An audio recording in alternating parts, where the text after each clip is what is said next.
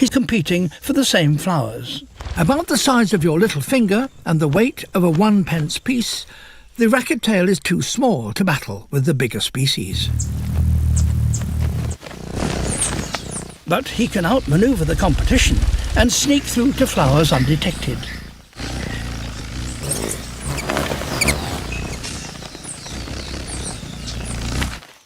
This hummingbird's day is about to get even worse.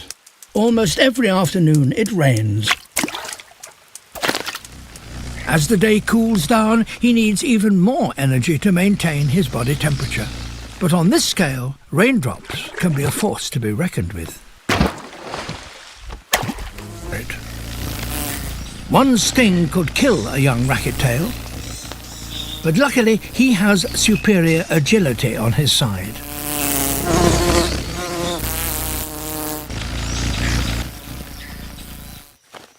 Evening arrives, and this exhausted hummingbird can finally stop.